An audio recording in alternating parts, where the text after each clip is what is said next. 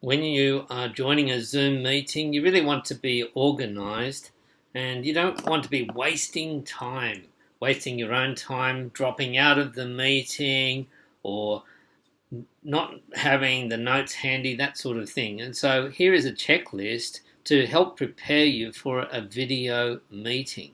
So what we're going to do is break down each of these. Now this is specifically around Zoom, but it will work for other kinds of meetings as well. So first of all, we really want to do the preparation for the meeting. Get your laptop, your appearance correct, make sure that there's no background noise, that sort of thing, and then get ready to log into the meeting.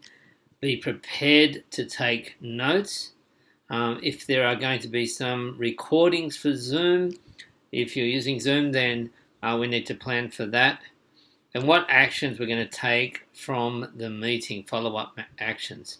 So let's just dig into each of those a little bit more in a bit more detail. So first of all, for your laptop, you really want to close off any apps that are not going to be used during the meeting. And this is really for three reasons. The first is that you want to remove any distractions from your concentration while you're at the meeting.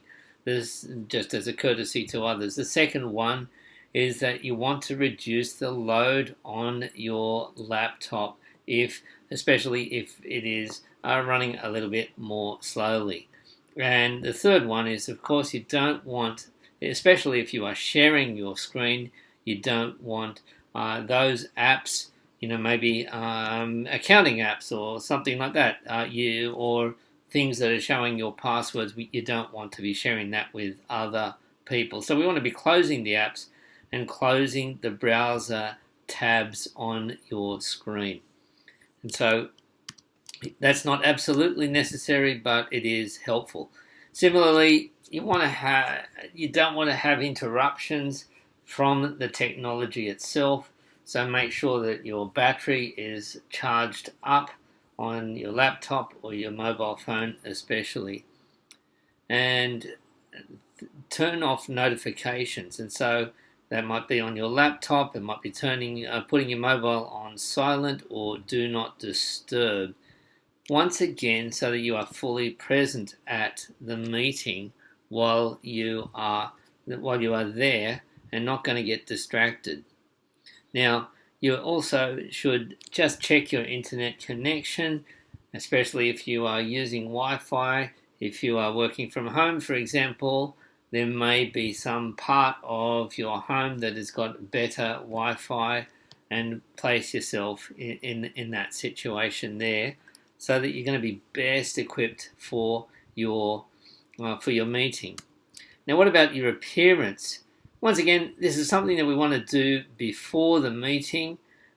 You want to check your lighting, make sure that your face is visible, assuming that you are actually going on video itself. Similarly, if you've got something on your screen that is maybe not so professional, then maybe you want to take that off. I've already mentioned that on the laptop thing. Do your hair, makeup, those sort of things. Check your background. Now, one thing that you can do is just look behind you. Hopefully there is nothing in there that's going to be terribly distracting.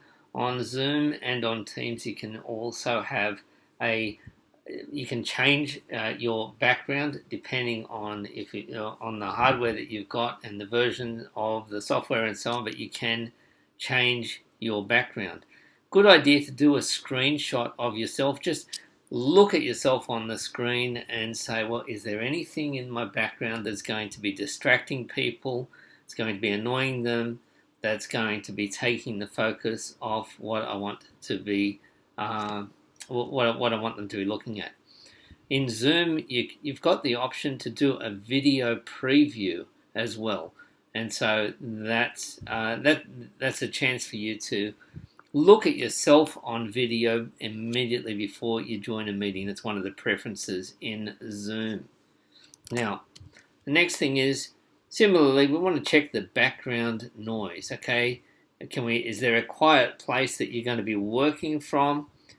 It's important if you've got other people who may be interrupting you, doorbells ringing, other equipment in the background. See if there is anything that you can do that's going to reduce that noise. Maybe you could put in some noise cancellation software, or when you choose the time of day or the place that you are going to be joining the meeting. Maybe you can put a little sign on your door saying please don't interrupt, if that's a possibility that people are going to be coming in to interrupt you. When you actually join the meeting, you really want to be checking your audio. Make sure that you're using the right microphone, that you can hear. You can do a feedback test, and that's something really easy to do in most video conferencing software. Certainly you can do it in Zoom and in Teams. And so you're once again checking that you are using the microphone that you want to be using. Okay, so if you are joining Zoom, we want to be getting the right Zoom meeting ID. So you don't want to be scrambling around. Where is that link? How do I connect to this meeting? And you don't want to be calling the meeting host. If you're not the host, you don't want to be calling the meeting host, hey, can you send me that link again? And so this is something that you can do ahead of time.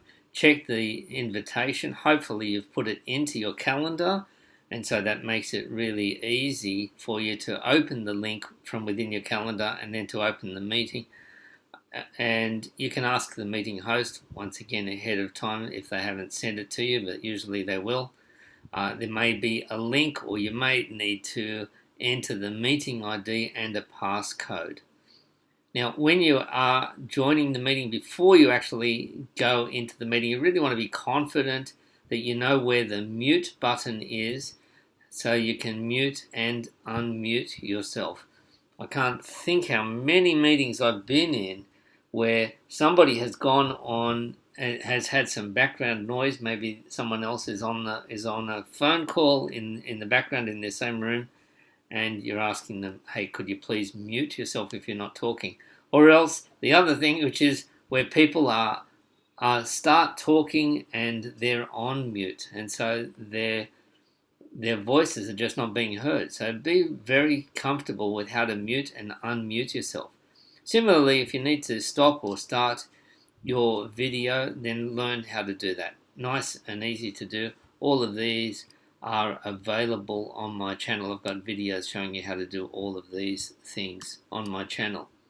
Now, one thing that often happens with meetings is that things slip through the cracks. People forget, they get assigned tasks, and then they're really relying on others to follow up with them. So ideally, if you really want to be the professional, then what you will want to do is try not to be relying on others, unless you ask them to be doing all of that work for you, okay? So in a meeting, there's actions that are going to be, so you want to be prepared to take notes before the meeting. Have some way of capturing what it is that you need to do.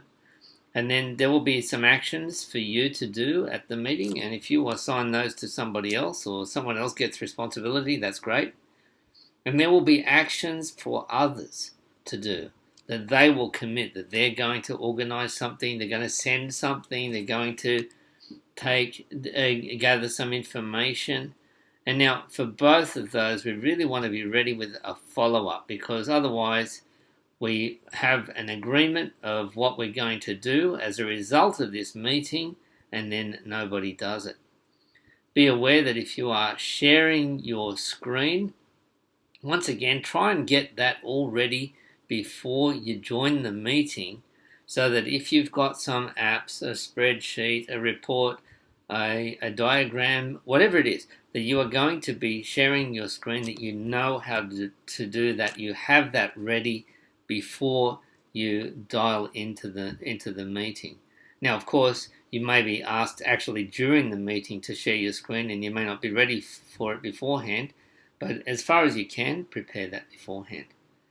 If you have a document that you want to share with others, well then yes, you can post the link in the chat in Zoom or Teams, but there may be a better way of doing it, which is, especially if others are going to be contributing, it could be, for example, a Google Doc, where you actually share the doc, and so that will not be just displaying something on the screen during the meeting, but it will be something that people can access afterwards. Other options are to email an attachment or to post the link in the chat, or use things such as Google Drive or Dropbox, and there are other ways of sharing documents as well. So once again, all of these things are really around being ready to take notes during the meeting, during the Zoom or Teams meeting. Now, if there are going to be recordings happening, then you really want to plan for that. You want to be aware, are these recordings going to happen to your local laptop or to the cloud? Have you advised people, hey, we're going to be recording this meeting, so that you may need to be asking their consent beforehand, and to tell them, hey, here's how we're going to be recording the meeting. I think it's a professional courtesy not to record a meeting without telling people ahead of time, and letting them know what those recordings, how those recordings are going to be used. Is this meeting only going to be recorded for internal purposes? Will we be editing this video? Will we be sharing it with others? Will we be making it public? Okay. Will we be using this recording for a YouTube video? All of these things. So just be ready for that. And then actions from the meeting. Well, I've already mentioned that in the note-taking part. What follow-up? Is there going to be a follow-up meeting? Well, perhaps we could book that now instead of waiting for everybody to coordinate again, or hey, when can we meet again? Let's book it now instead of waiting or doing that back and forth. Make it really easy for them. Hey, let's meet again next week, and by that time we should have this information, or this project or this event should have happened. Now, if you have been given some action from the meeting, then why don't you book a time in your own calendar for you to carry out those actions, okay? That can be a really, really helpful thing to do, so that you don't just wait for the following reminder meeting before you think, oh, I've got to do that in time before the meeting. Now, if you are going to be doing recordings from the meeting, then be aware, where are you going to save those recordings? Are you going to rename them? Once again, on my YouTube channel, I have videos showing you how to find your recordings, how to find your Zoom recordings, and then if you want to share them, how are you going to be sharing them? Are you going to be uploading them to YouTube? Are you going to be sharing them through Google Drive? What are you going to be doing? Even how to rename those recordings so that they don't just have the date of the meeting, which may not be so informative. And then, of course, at the end, then you leave the meeting. If you are an attendee, or you can end the meeting, which will end it for all of the attendees. So this checklist is a way of keeping you organized so that you can really come across in a more professional way in your meetings, and that will make it a better experience for you and for everybody else who's participating in the meetings.